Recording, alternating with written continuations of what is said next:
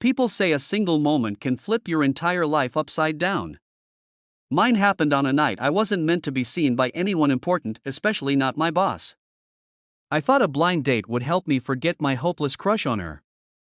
Instead, she appeared out of nowhere, looked straight into my eyes, and asked the one question I never imagined: why didn't you try asking me out on a date? And from that moment on, nothing between us stayed the same. I had never planned on dating anyone that week. Work was overwhelming, deadlines were tight, and I barely had enough time to sleep.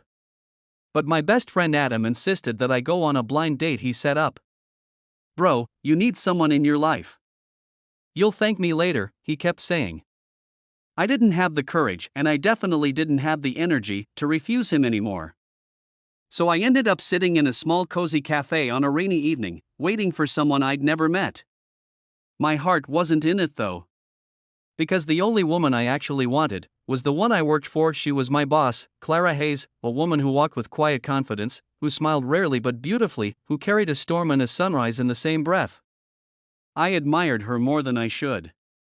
But she was my boss. My unreachable star.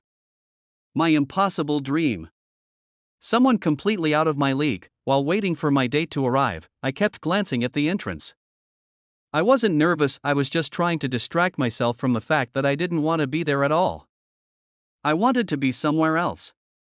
I wanted to be with someone else. Someone I shouldn't want. When the bell above the cafe door chimed, I looked up casually, and then froze. Clara walked in, not in her CEO aura, not in her elegant office clothes, just jeans, a loose beige sweater, her hair tied in a low bun. Simple. Natural. Beautiful. Too beautiful to be here. Too beautiful to be real. She scanned the cafe, probably searching for a table, and when her eyes landed on me, the shock on her face mirrored mine. Before I could look away, she started walking toward me. With each step she took, my heartbeat hammered harder. "What are you doing here?" she asked softly when she reached my table. I swallowed hard, trying to calm my voice. I'm on a blind date." Her eyebrows lifted just barely, but the disappointment in her eyes was unmistakable. "A blind date," she repeated, almost like she was tasting the words and didn't like the flavor. "Yes. A friend set it up," I said, forcing a small smile. "I'm just waiting." She stared at the empty seat across from me, her expression unreadable, her lips pressed slightly together.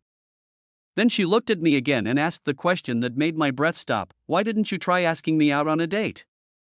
For a moment, everything in the cafe, the soft music, the clinking cups, the rain against the windows, faded to silence.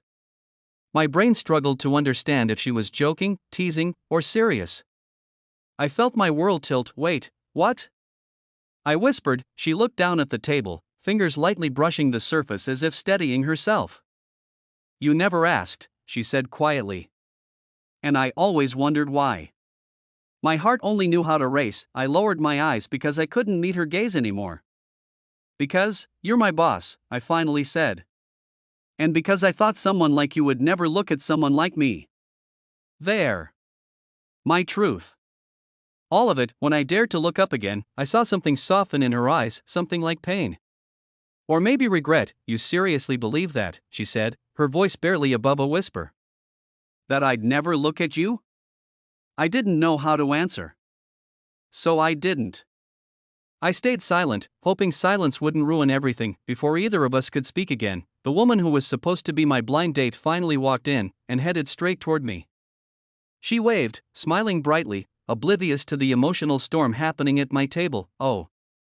You must be Daniel," she said cheerfully. Clara stepped back immediately, her expression closing off, her guards going back up like a fortress rebuilt in seconds. "Enjoy your date," she said quietly, her voice too polite to be natural. Then she turned around and walked toward the exit while my chest clenched painfully. I wanted to run after her. Call her name. Stop her. Tell her everything I had buried for so long. But I was frozen in place between what I came for and what my heart truly wanted. My blind date sat down, still talking, still smiling, but I heard none of it. All I could think about was the hurt in Clara's eyes before she walked away. That night, I went home with a heaviness I'd never felt before. I kept replaying the moment she asked that question: "Why didn't you try asking me out on a date?" Why didn't I? Because I was afraid. Because I didn't believe I was enough. Because I assumed she'd never see me the way I saw her, but maybe. I was wrong. The next morning at work, the air felt different. Every step toward her office felt heavier. When I finally reached her door, I hesitated before knocking. When she said come in, her voice was steady, but I wasn't. She didn't look up from her paperwork when I entered. Good morning, I said softly. Morning, she replied, still not looking at me. I think we should talk. She paused, pen hovering above the document. There's nothing to talk about, Daniel, she said gently. Your personal life is your personal life. It's not, I said, more desperate than I intended. Not when it affects you. That made her finally look at me. Her eyes flickered with something I couldn't describe. I didn't mean to interfere, she said. I was just surprised. That's all. No, I whispered. You were hurt. The silence that followed confirmed I wasn't wrong. I took a slow breath, heart pounding. Clara. I didn't ask you out because I didn't think I deserved to. I thought I'd embarrass myself. But last night made me realize something. I don't want blind dates.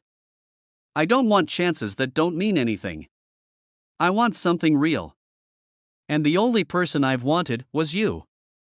Her lips parted slightly, her eyes softening with emotion. You're saying this now, she whispered, after I saw you on a date with someone else. Because seeing your reaction made me understand, I said, stepping closer.